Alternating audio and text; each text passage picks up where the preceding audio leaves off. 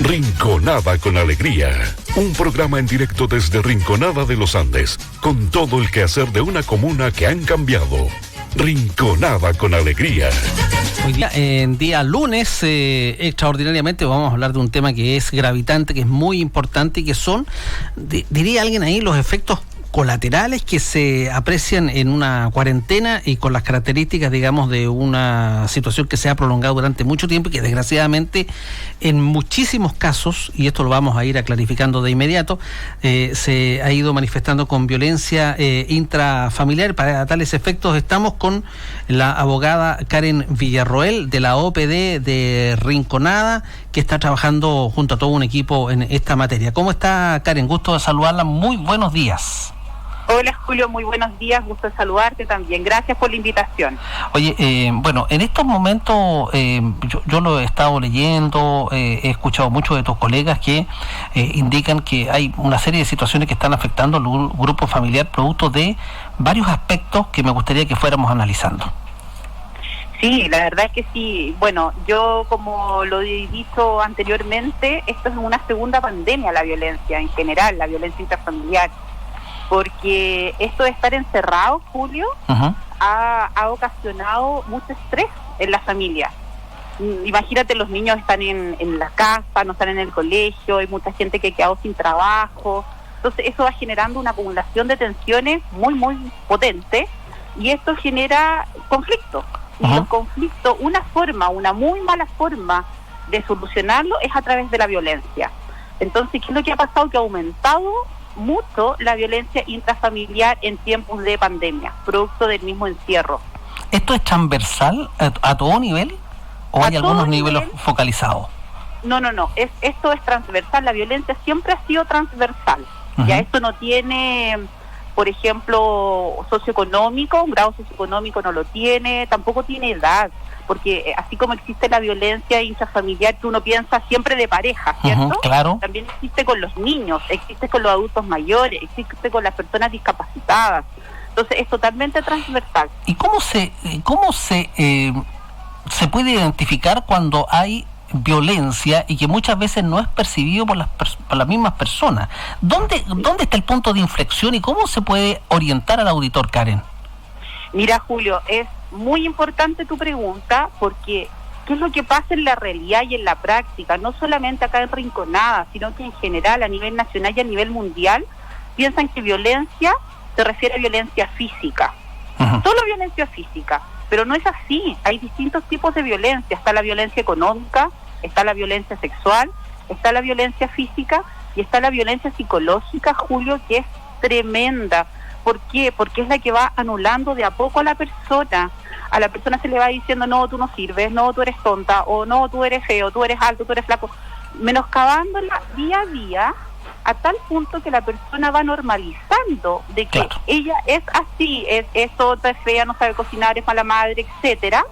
Entonces, Julio, ¿qué es lo que pasa? Que no se da cuenta que está siendo víctima de una violencia intrafamiliar.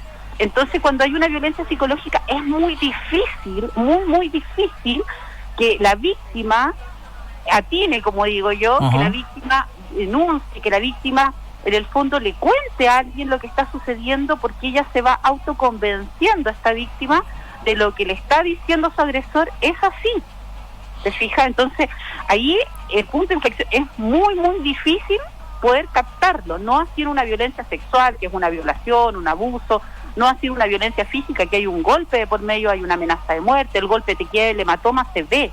La violencia psicológica no se ve. ¿Y cuál es más difícil de poder superar en términos de los efectos que esta produce, la física o la psicológica? Las dos, porque las dos requieren de una intervención psicológica para esa víctima, porque la va anulando. Mira, lo que pasa es que la física te queda la marca, ¿cierto? Y la marca se pasa y tú sabes que eres víctima, porque te pegaron, porque tú fuiste a constatar lesiones, te fijas, y el golpe como que a ti te queda más en la retina. Pero te insisto, esta violencia psicológica que va de a poquito, que te va anulando de a poco y que puede ser muy perdurable en el tiempo. Yo te estoy hablando años que quizás, por ejemplo, una mujer puede sufrir violencia psicológica y no se va dando cuenta Entonces, lo primero que tienes que hacer es que la mujer se dé cuenta de que es víctima, que no es lo mismo que la violencia física. No sé si me entiendes la diferencia. Puede ser el hombre también, ¿ah? Puede ser el hombre, ¿eh? Sí, por supuesto que sí. De hecho, hay muchos casos de hombres que son víctimas de violencia intrafamiliar. Okay. La ley es igualitaria. Uh-huh. Es igualitaria. O sea, tanto el hombre como la mujer, en el fondo, pueden ser víctimas o pueden ser agresores. Okay. ¿Ya? Pero a lo que voy yo es que en la psicológica, ya sea el hombre el que la sufre o la mujer el que la sufre, en el fondo no se da cuenta de que es víctima. Entonces, el primer proceso es que ella se vea como víctima, y el segundo proceso es ya la intervención para poder sanar esta violencia. ¿Te fijas? Entonces, porque en la física tú ya te ves que eres víctima. Uh-huh. A ti te pegaron, te agredieron físicamente o sexualmente, entonces hay como una marca. Pero en la psicológica no se da cuenta de esa marca que te va quedando. Ahora, es más intensa. Lo entiendo. Ahora, traslademos esto a los niños, que muchas veces no tienen los mecanismos, porque eventualmente, en el caso de dos adultos, o una pareja, etcétera, hay algún nivel de apoyo eventualmente, o hay una capacidad de defensa en algún momento, de recurrir a algo, pero en el caso de los niños, muchas veces, y en concomitancia con sus progenitores, por ejemplo, o con los adultos de las casas, esto se mantiene durante mucho tiempo. ¿Cómo opera aquello? Sí, es muy complejo con respecto a los niños, porque tal como tú dices, los niños no van a ir a denunciar, los niños no van a solicitar ayuda en un WhatsApp, los niños muchas veces, ¿qué es lo que puede pasar? Que es un vecino quien alerta un maltrato, es una abuelita, un abuelito, un tío, un familiar, alguien cercano Uh-huh. quien alerta. Y además ahí es muy complejo, porque ese familiar dice, no me quiero meter en problemas, claro. Pero es tanto, te fijas, entonces, ¿qué es lo que pasa? Que uno como organismo público tiene que resguardar la identidad de esa persona que está haciendo la denuncia, y se puede resguardar identidad, porque es muy importante que los vecinos, los familiares se activen. En el caso de los niños, porque el niño no va a llegar a la municipalidad a decir me están pegando. Exacto. O me están tratando mal.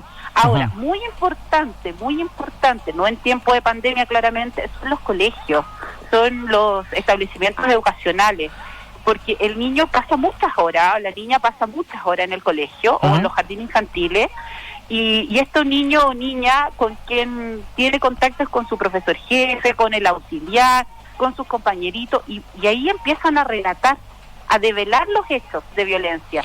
Y ese colegio es el que se tiene que activar inmediatamente en realizar la denuncia, en realizar una medida de protección en el tribunal de familia pertinente que corresponda al domicilio de ese niño o de Uh-huh. esa niña. Entonces, en el fondo es muy difícil en tiempos de pandemia, porque Uh-huh. no están resguardados y protegidos con una institución escolarizada. Lo que es doblemente difícil hoy día poder chequearlo esto, porque como los Claro. colegios no están operando, ¿cómo lo Por eso están te haciendo digo, ahí?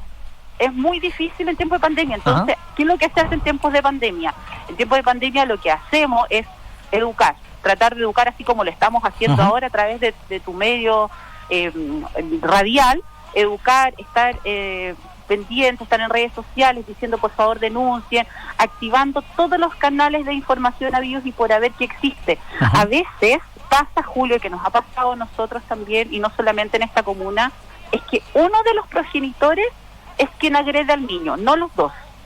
Y ese progenitor que agrede a todo el núcleo familiar, a todo el resto. Claro. ¿Qué es lo que pasa? De que cuando la madre o el hermano mayor, la hermana mayor hace clic, se da cuenta, logra verbalizar esto y pide ayuda, ahí tú te das cuenta de que la violencia es extrema, o que la violencia no es solo con ese niño y esa niña, sino que es violencia con todo el grupo familiar, ¿te fijas? Y ahí se destapa la olla, como digo yo. Voy a tratar de graficar esto, porque esto debe ser un trabajo súper difícil el que ustedes hacen ahí en la OPD, porque Sí. en el fondo, y voy a usar un término que a lo mejor es bastante burdo, pero creo que puede graficar, es requete contra complicado meterse en el refrigerador de una familia. Tal cual, tú lo has dicho, pero hay que hacerlo, es muy importante hacerlo. También hay un importante trabajo de prevención, de difusión, te fijas, de todos estos mecanismos que existen. Mira, hoy en día el Ministerio de la Mujer y Equidad de Género tiene un montón de mecanismos, Julio, que la mujer puede acceder a ellos, tanto para orientación, para información, o también para denunciar, y no solamente denunciar los hechos contra ella, o el hombre denunciar los hechos contra él, sino que también denunciar los hechos contra los niños y las niñas y los adolescentes de este país. Es muy importante, ¿te fijas? Porque tal como estábamos hablando, tú me dices, este refrigerador, ¿cómo te meten en este refrigerador? Claro. Imagínate cómo nosotros como PD vamos a llegar a una casa, golpear la puerta y decir, señora, ¿sabe qué? Nos enteramos por su vecina que está sufriendo violencia intrafamiliar. Entonces lo que nosotros hacemos, hay todo un protocolo que tenemos que seguir, todos los funcionarios que trabajamos en la OPD acá de Rinconada, seguimos este protocolo, y si es una denuncia anónima, que muchas veces nos ha llegado, denuncia anónima, nosotros tomamos contacto telefónico con la persona en el fondo que fue denunciada, le decimos, señora, mire, y lo transparentamos directamente. Señora, ¿sabe qué? Llegó, o caballero, llegó una denuncia anónima, necesitamos que se acerque a las dependencias de la municipalidad, por ejemplo, y vamos a intervenir con usted, vamos a hacer un despeje de vulneración, y si en ese despeje de vulneración nosotros consideramos que ese niño, niña, adolescente está siendo víctima de algún acoso, de alguna violencia, nosotros tenemos que, inmediatamente estamos obligados por ley a realizar la denuncia a través de un requerimiento de medida de protección. ¿Y cómo se recibe eso? ¿Cómo lo recibe la persona? ¡Wow! Claro, porque mira, hay temas, ¿verdad?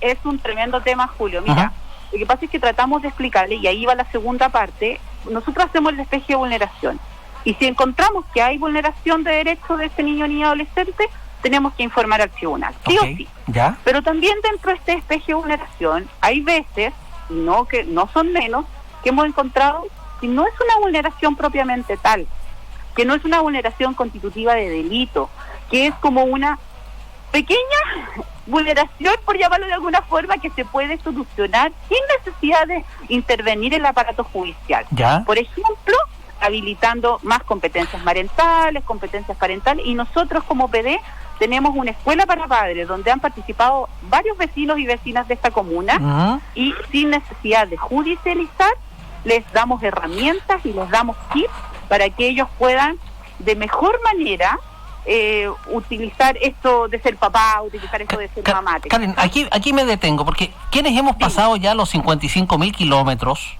o estamos prontos a llegar a ese kilometraje, fuimos criados bajo una norma distinta, que se ha ido modificando, y que uno podría decir, mire, yo voy a repetir la fórmula que a mí me enseñaron, y yo soy una persona, digamos, no sé, buena, decente, trabajo, tengo mi familia, a mí me resultó, o sea, claro, o sea, a la antigua funciona esta cuestión, así que ven para acá, te pego los correazos, qué sé yo, vamos a poner la disciplina, etcétera. ¿Cuál es el punto de cómo se debe educar a un niño para que este niño no tenga finalmente todo el proceso de tranca y de problemas, digamos, en el futuro? ¿Dónde está esa línea? Mira, la línea está... Yo te puedo recomendar un libro, Julio, y a nuestros auditoras y auditores también, que se llama Ternura y Firmeza con los niños. Es muy bueno porque habla un poco de lo que tú me estás preguntando, que finalmente los niños siempre, Julio, necesitan límites, necesitan normas, ¿ya? No pueden ser así como unos animalitos que andan libres por la vida, no. El niño necesita límites, necesita normas, pero esos límites y esas normas se pueden ir co-construyendo con la familia, ¿te fijas? Entonces tú le dices, por ejemplo, yo soy mamá de 3, tengo 3 hombres, entonces yo a mi niño les digo, miren, ¿sabe qué? Por ejemplo, al más chico, usted tiene que hacer, ahora están en clase online, tiene que hacer las tareas, y una vez que usted tenga las guías estas, tiene posibilidad de jugar videojuegos. Eso es un límite que yo le pongo. Yo no le estoy prohibiendo que juegue videojuegos, pero yo le estoy diciendo, usted primero las obligaciones y luego la diversión. ¿Te fijas? Y eso es parte de la convivencia sana. ¿Qué pasa si ese niño no cumple? Por ejemplo, en el caso mío, que estoy siendo autorreferente, pero es un caso concreto.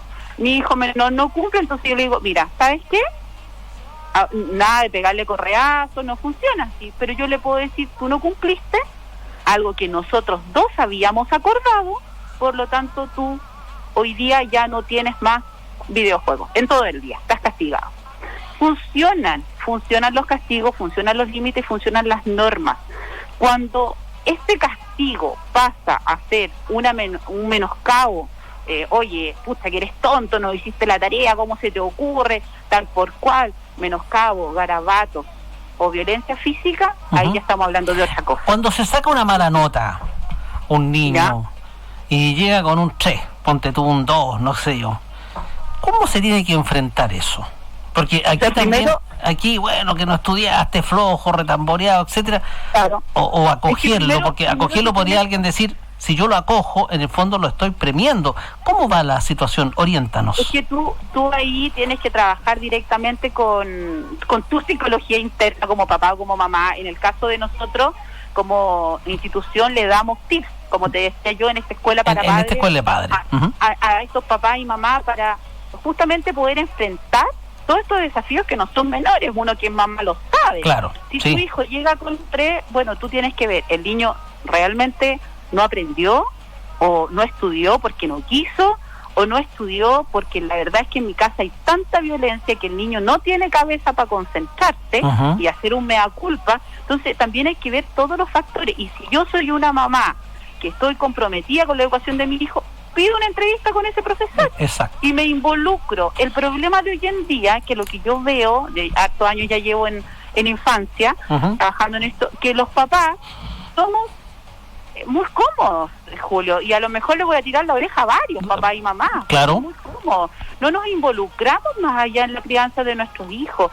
Pensamos que el dejarlos enchufados a un videojuego sería, y somos los mejores papás del mundo porque él tiene el mejor celular, o ella tiene el mejor videojuego, y no es así.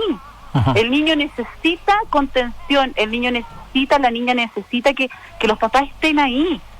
Que se preocupen, que vean, que visibilicen a estos niños y a estas niñas que pueden contar con sus papás. Hay muchos niños y niñas, Julio, que ni siquiera se atreven a contarle a los papás lo que está sucediendo.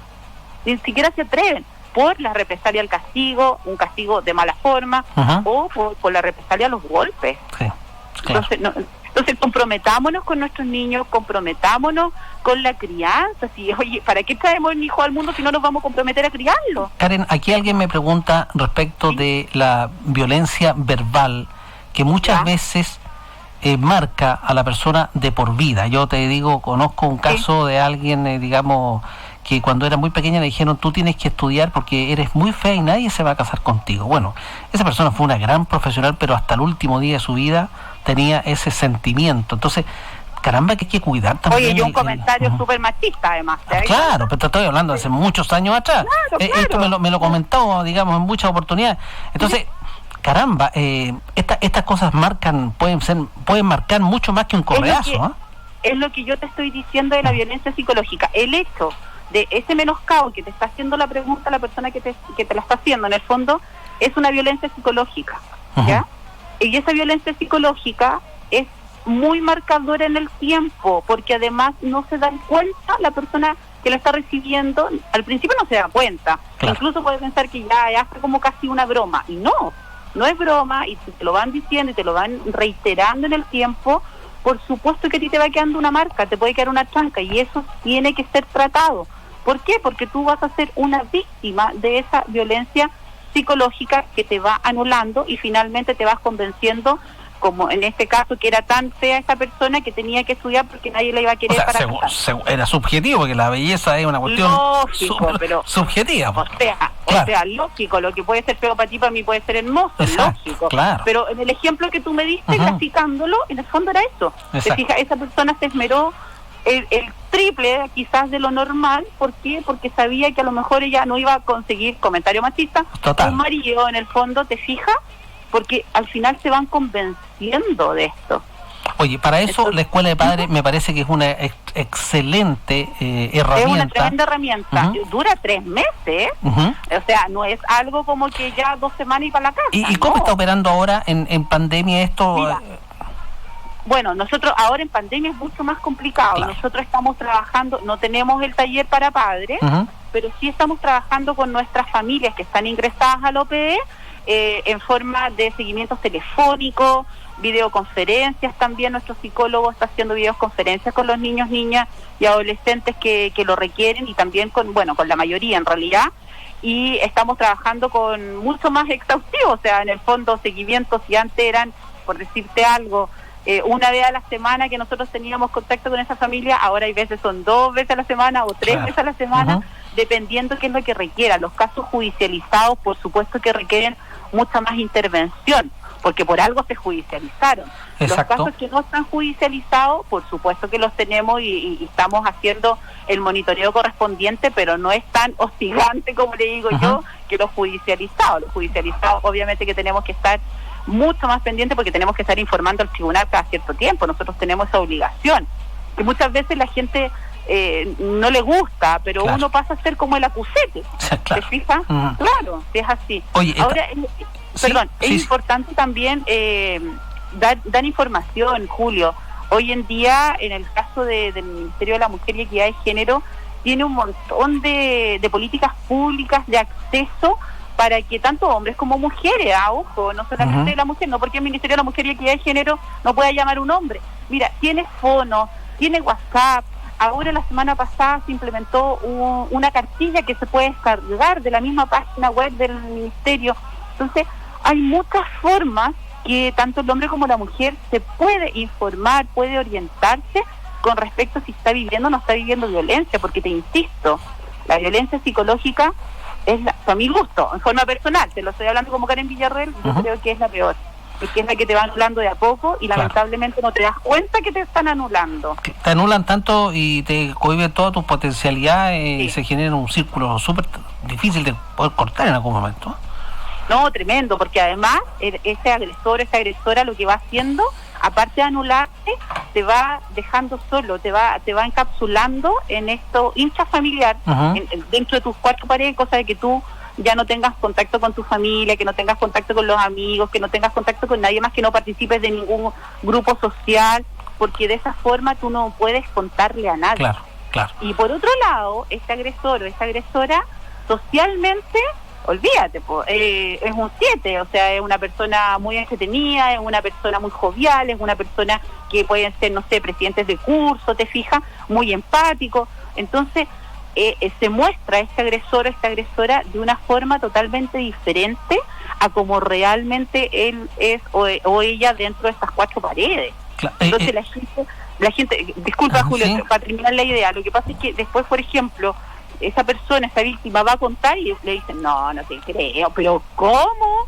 Si fulanito de tal o fulanita de tal, si es un amor, es un encanto, él, no sé, presidente de la Junta de Vecinos, siempre anda preocupado de todo. Entonces, al final, más te anula la violencia social, te das cuenta, ¿no? Porque pierdes credibilidad, porque esa persona es tan buena, es tan amor, es tan, que no te creen.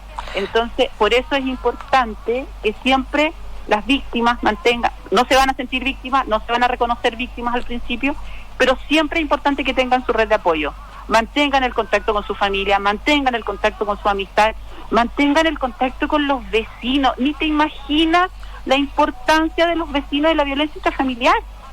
Casas pareadas, escucho todo lo que le pasa al vecino, pero no me meto.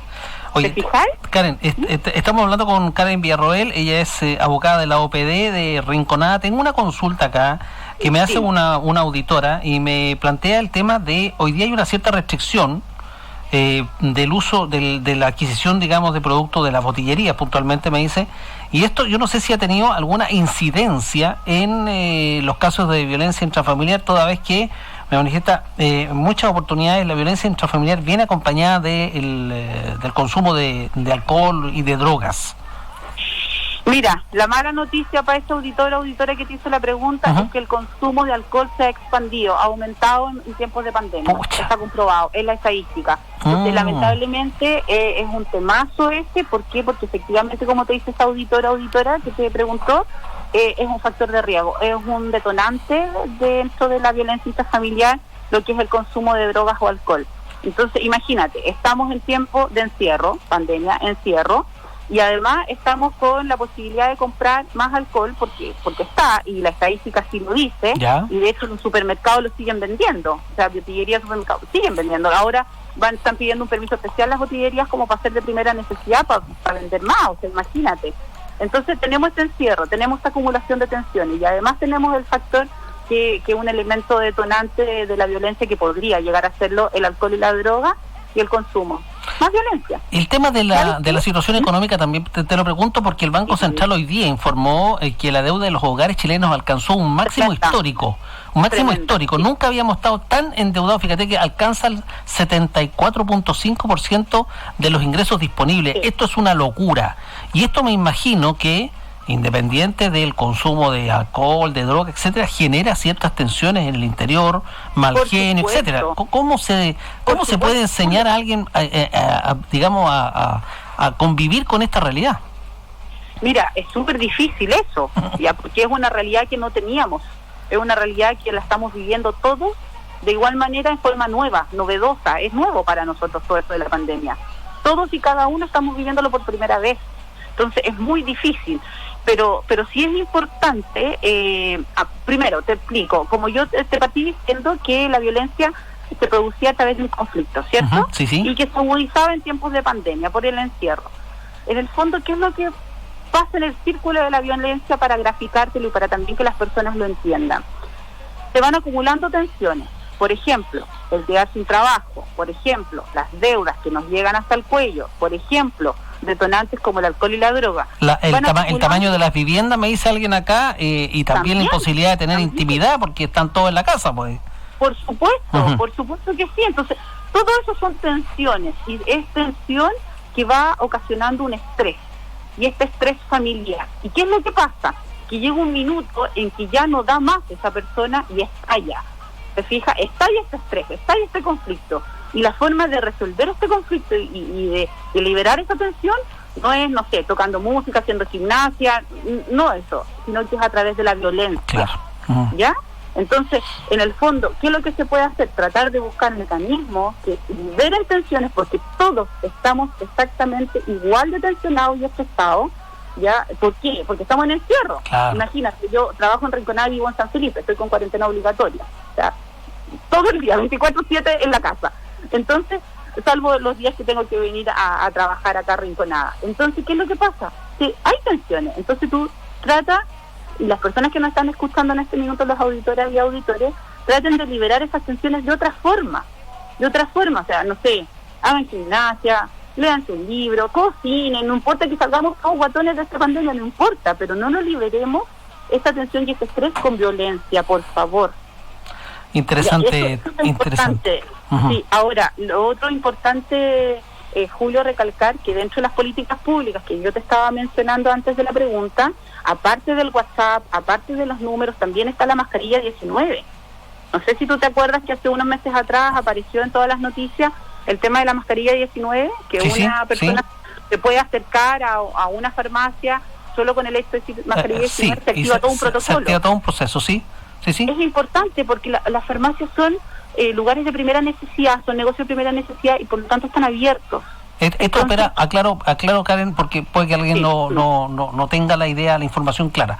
Si alguien está siendo agredida, particularmente una mujer, puede ser un hombre también, tiene que acercarse a una farmacia y le pide un producto que se llama mascarilla 19, el señor le va a decir, no nos ha llegado, pero déjeme su dirección para avisarle, o su teléfono para avisarle en el momento que nos llegue, porque deberían de estar llegando dentro de las próximas horas. Entonces, esta persona deja los datos y a partir de ese minuto se genera, digamos, todo un protocolo. Tal cual. Así es. Ahora, si esta persona llega, por ejemplo, con alguna lesión física visible, no le van a pedir solamente los datos, la van a retener ahí. Y van a contactarse con Carabineros, eso dice el protocolo. Perfecto. Si es visible, tienen que retenerla, contactarse con Carabinero toma a esta persona y la lleva a constatar lesiones y hace la denuncia correspondiente. Y en el caso que no tenga visibilidad, lo que sea, de un moretón, por ejemplo, algún hematoma, lo que se hace es lo que tú dices. Toman dirección, o se le pregunta a la persona directamente si quiere quedarse y también puede hacerlo. ¿Se fija? Y se activa todo este protocolo. Entonces también es importante que las personas, nuestros auditores, en el fondo sepan que existen todos estos canales. ¿Sabes cuántas consultas ha recibido este WhatsApp que existe del Ministerio? Van más de 8.000. El primer día tuvieron 1.000. El primer día fueron 1.000. Y ojo, que este WhatsApp no es de denuncia, es un WhatsApp de orientación y de información. Ya podríamos dar el WhatsApp a las personas. Sí. Es el 99-700-7000. 99-700-7000. Es un WhatsApp de información y de orientación, y puede ser un hombre, puede ser una mujer, puede ser un vecino, puede ser un niño también que pide orientación o que pide ayuda para su mamá o para su papá también. Oye, hay un tema acá que me lo plantea un auditor y tiene que ver con la vida sexual de las parejas hoy día en pandemia. Primero, por un tema, digamos, de intimidad que se ha visto bastante cortado. El tema económico también es un aliciente para que la vida sexual no sea de las mejores, y muchas veces esto genera en la pareja también una incomprensión. Me dice, claro, no quieres estar conmigo, tienes otra o tienes otro, me engaña, etcétera, y le echas de menos ahora que estás aquí, en fin, todo un tema.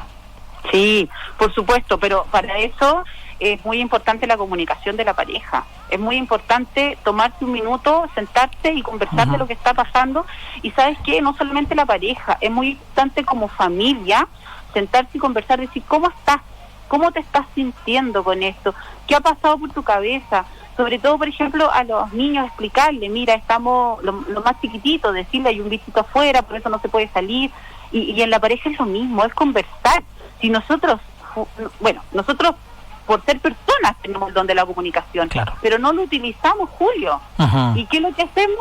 Nos tensionamos y después explotamos, pero no nos atrevemos a decir.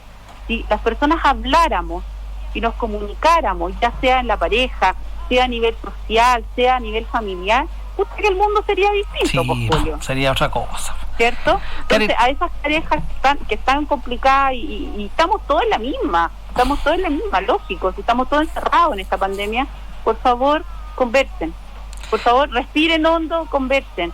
Los niños, obviamente que saturan también los niños, porque están en la casa, no sé, yo, por ejemplo, yo tengo a los más grandes también conmigo, entonces como que se distorsiona todo el ambiente familiar que uno estaba acostumbrado.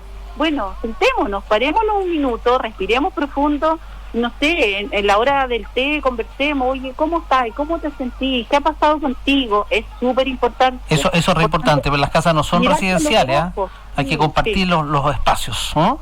Sí, así es, pues, Julio. Oye, Karen, finalmente quiero preguntarte ¿cómo la gente se puede contactar en pandemia y con todas estas características que hoy día tenemos de desplazamiento, en fin, cómo se puede contactar con la OPD de Rinconada? Es muy fácil. Pueden llamar al número de la municipalidad directamente y pedir hablar con OPD. Pueden venir personalmente porque nosotros seguimos con turnos éticos. OPD está abierta, por supuesto que tiene todo unos protocolos acá en la municipalidad que obviamente van a tener que estar en la reja, en la puerta de la MUNI, nos van a mandar llamar a nosotros, va a salir uno de nosotros, pero en la OPD siempre hay personas para atender, siempre. Nos vamos turnando, pero siempre, ya sea vía telefónica, tenemos un WhatsApp. Después yo te podría mandar toda esta información, Julio, para que tú la puedas poner en la página. Encantado, sí. Tenemos el número directo, tenemos el número de la MUNI, tenemos un WhatsApp y además la atención presencial. Perfecto, mándeme todos esos datos que son muy importantes. Sí, para nosotros, la verdad es que así como existen los servicios de primera necesidad, como son los supermercados, las farmacias, nosotros somos un de primera necesidad, claramente un servicio porque somos infancia. Y no podemos dejar de trabajar, no podemos cerrar. La infancia se supone que los niños y las niñas están primero, así que nosotros continuamos en esa línea y estamos trabajando siempre, aquí de lunes a viernes, siempre va a haber atención. Karencita, linda, preciosa, saludos a todos los amigos ahí, amigas de la OPD, de la municipalidad, las puertas siempre abiertas, disponibles, para que la gente pueda consultar a través del teléfono de la municipalidad y los datos que van a aparecer ahí abajito de la pantalla con la forma de contactarse. Karen, un gusto, ha sido muy entretenida la conversación. Usted, por supuesto, que siempre tiene los micrófonos aquí disponibles para tratar estos y otros temas que son tan importante y que esperamos puedan llegar a la comunidad que más lo necesita hoy día. Sí, muchas gracias por la invitación. Disculpa si hablo mucho. No, está bien, pues. Está bien. Me encanta este tema, me entusiasma como muchos otros, entonces yo me entusiasmo, hablo mucho. Oye, yo conozco a la Karen cuántos años, no sé, miles de años, pero tú siempre has sido igual, así que... Sí, siempre he sido buena para hablar. Está bien, pues. Sí, ya, pero bueno, por eso estudié lo que estudié. Claro, los abogados tienen que alegar, pues si no... Sí, un saludo grande y bueno, y a todas las vecinas y vecinos de Rinconada, por favor, atrévanse a denunciar, acérquense, los canales están. Si no quieren hacerlo en Carabineros, lo pueden hacer en la PDI. Si no lo quieren hacer en la PDI, lo pueden hacer en la Fiscalía, en el Tribunal de Familia, con nosotros. Nosotros no somos un organismo para la denuncia, pero sí podemos orientarlos, podemos informar. Por favor, háganlo. No se queden callados. Esto es una segunda pandemia, como digo yo. Y por favor, cuenten con la OPD, cuenten con nosotros. Gracias, chao. Gracias. Un beso grande, adiós. Chao. Chao. Preludio Radio presentó Rinconada con Alegría, un programa en directo desde Rinconada de los Andes con todo el quehacer de una comuna que